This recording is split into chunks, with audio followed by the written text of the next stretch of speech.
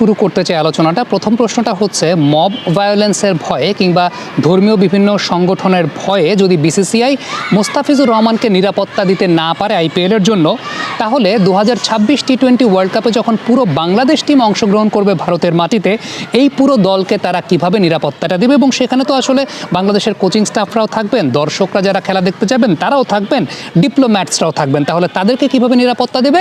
এই জায়গাটায় আমরা কি নিরাপত্তা শঙ্কার প্রশ্নটা তুলতে পারি কিনা, আমাদের ক্রিকেট বোর্ডের সেই গার্ডসটা আছে কিনা যে আমরা এই প্রশ্নটা তুলবো যে আমাদেরকে কি আপনারা নিরাপত্তা দিতে পারবেন?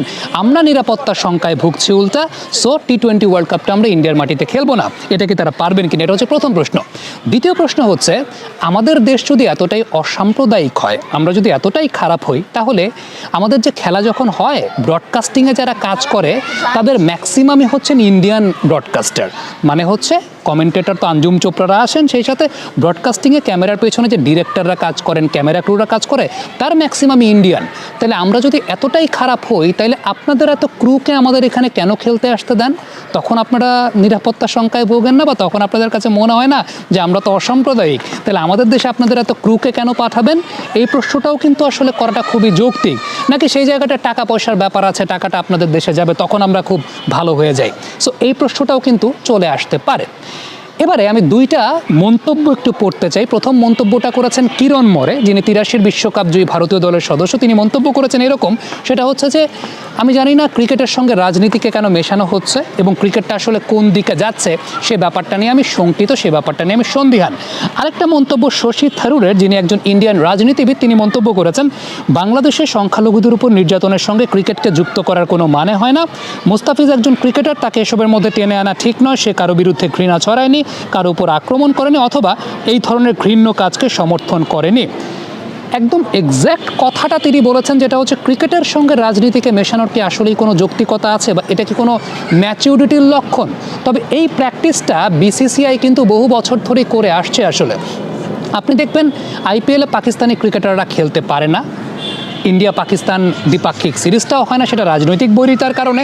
এবং পাকিস্তানের 20 বছরের মতো সময় লেগেছে একটা ডিসিশনে আসার জন্য যে তারা ইন্ডিয়ার মাটিতে আইসিসির ইভেন্ট খেলবে না। আপনি ব্যাপারটা চিন্তা করে দেখেন।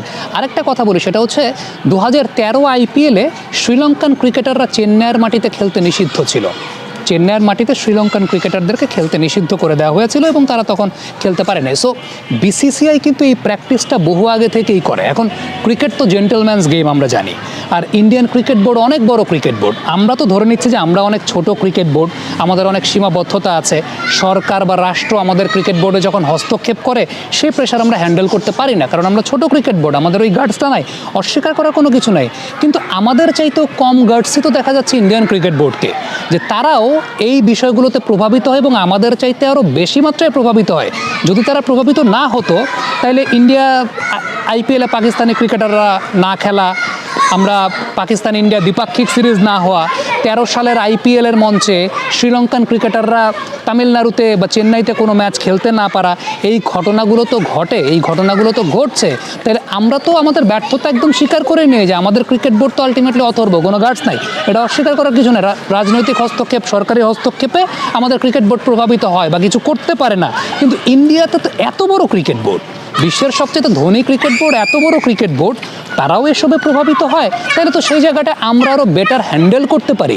আমরা কেন বেটার হ্যান্ডেল করতে পারি? কারণটা হচ্ছে, দেখেন, আমরা যদি অসাম্প্রদায়িক হতাম, লিটন কুমার দাস বাংলাদেশ টিমের ক্যাপ্টেন হতো না।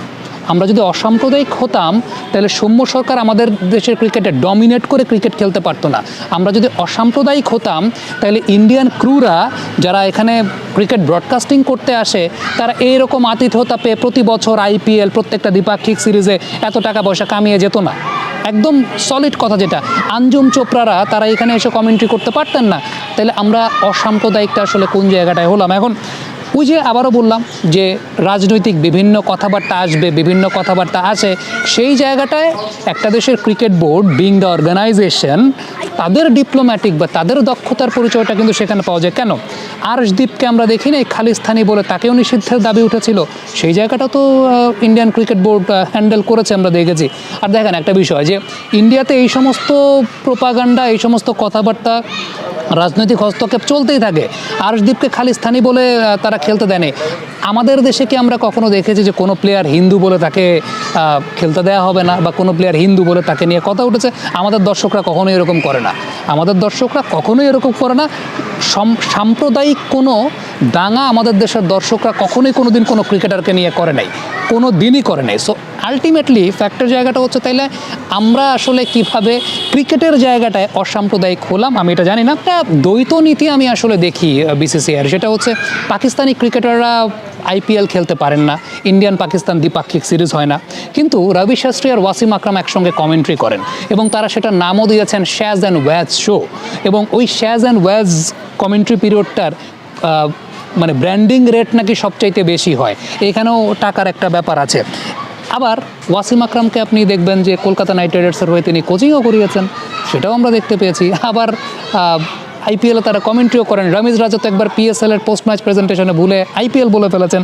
সো এই যে একটা দ্বৈত নীতি যে পাকিস্তানি ক্রিকেটাররা খেলতে পারতেছে না কিন্তু পাকিস্তানি কমেন্টেটাররা কমেন্ট্রি করছে, এটাও আসলে এক ধরনের দ্বৈত নীতি বলবো না, এটাও তারা আসলে কি বলেন, কি চিন্তা করেন, কোনটা আসলে কি করবেন, এটাও তারা আসলে মিলিয়ে ফেলতে পারেন না। এটাও তাদের একটা অদূরদর্শিতার প্রমাণ বলে আমার কাছে মনে হয় সব কিছু মিলে।